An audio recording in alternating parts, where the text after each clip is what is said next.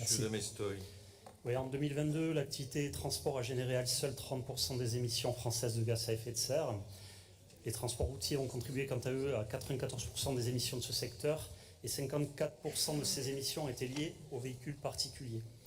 Si nous souhaitons atteindre la neutralité carbone à horizon 2050, comme nous l'impose la stratégie nationale bas carbone, votée en 2015, cela implique pour nous de poursuivre et d'accentuer la réduction des émissions de GES sur l'ensemble du territoire national.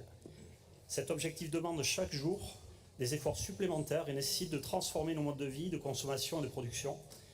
Et il suppose notamment de révolutionner le secteur des transports et de décarboner nos mobilités. Or, quoi de mieux que le vélo pour cela ? Dès 2018, avec la loi d'orientation et mobilité, puis le plan vélo et mobilités actives, le gouvernement a amorcé un travail pour faire du vélo un moyen de transport à part entière pour les déplacements du quotidien. En 2023, il a même passé la vitesse supérieure en lançant un plan vélo ambitieux. Celui-ci a été doté d'un budget de 2 milliards d'euros sur 5 ans avec un triple objectif: rendre le vélo accessible à tous, faire du vélo une alternative à la voiture individuelle pour les déplacements de proximité et développer une filière économique de la bicyclette. En Nouvelle-Aquitaine, la mobilité représente actuellement 38% des émissions de GES et 72% des déplacements domicile-travail se font en voiture. Aussi, comme le rappelle la feuille de route Néoterra 2, plus que jamais, la mobilité décarbonée est la grande affaire de notre temps. Si nous voulons en finir avec le tout-voiture dans notre région, nous devons donc opérer un véritable choc culturel.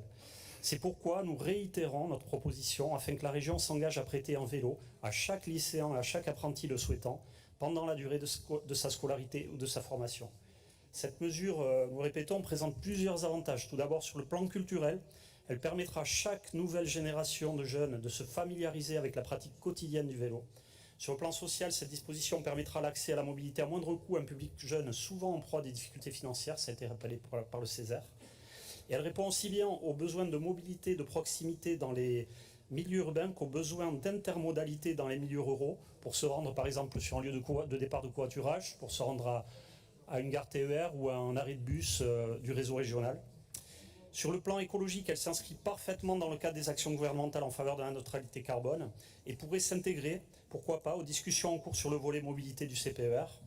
Sur le plan de la santé, elle s'inscrit également dans le cadre de la politique One Health. Et enfin, sur le plan économique, elle faciliterait le développement de la filière de production régionale et favoriserait sans doute la création d'emplois locaux. Voilà, je vous remercie, Président. Je vous remercie. Merci.